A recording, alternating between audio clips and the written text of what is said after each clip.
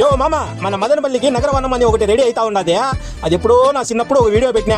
అది ఏమైంది, పని ఎంతవరకు వచ్చిందని ఏమన్నా పట్టించుకుంటా ఉన్నావా? దాని అప్డేట్ ఏమని అడిగినావా?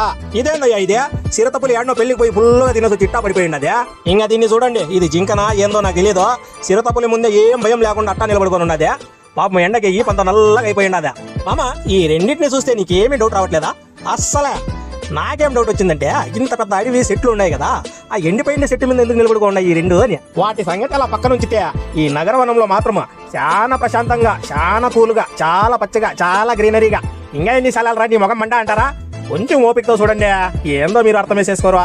మన మనుషుల్లో ఓ మంచి టాలెంట్ ఉంది మామ. ఏందో చెప్పేదా, ఉండే చెట్లు గుట్లు అన్ని కొట్టేసేది. ఇటు ఏడన్నా 4 చెట్లు నాటితే పరిగెత్తాడి పోయేది బ్యాగులు వేసుకొని. మామ, ప్రస్తుతం ఉండే ఎండలకి కింద నుంచి పై వరకు కారిపోతా ఉంది ఓగోరికి షేర్వా. ఇప్పుడు తెలుస్తుంది చెట్ల విలువ. ఎండాకాలం రాగానే అబ్బా అయ్యో అమ్మ నైనా అనేది మిగతా టైంలో చెట్లు కొట్టేసేది. అనుభవించండి.